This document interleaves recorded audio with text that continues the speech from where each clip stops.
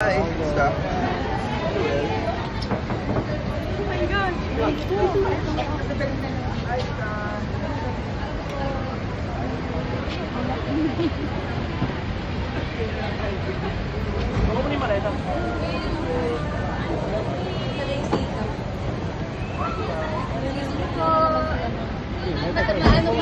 Atakin kayo.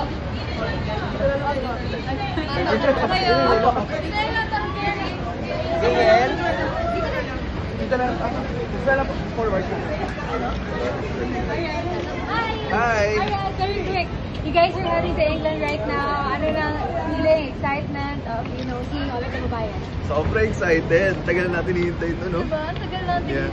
Ang tagal. Gano'n sila? Gasa?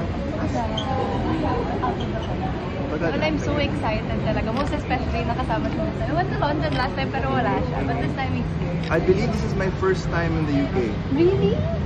Okay, it's my turn to tour Europe. Yeah. So she promised she'll tour me around. And we have a lot of stuff to check off her bucket list.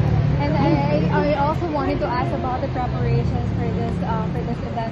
Kasi si Belle nakita ko was singing. For you naman ba? Wala, papalagpak lang ako sa audience. Yeah. Parang sa dancer era pa. Hindi, oh. Nakita ko yung ano. Then nag-prepare kami siyempre. Of course, we have a lot prepared para sa ating mga kababayan sa Birmingham.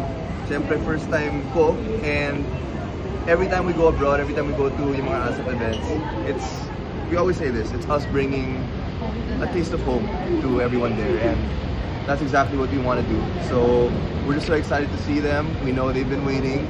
We know that even the meet and greet, puno na lahat. So yeah, we're just very excited, and we can't wait to see all our fellow Kapamilya artists. So this will also serve as a vacation event for the both of you? Tama, bakasyon na rin kasi she's working on a project, I'm working on a project. This is like a good breather before Sabah ulit sa gera.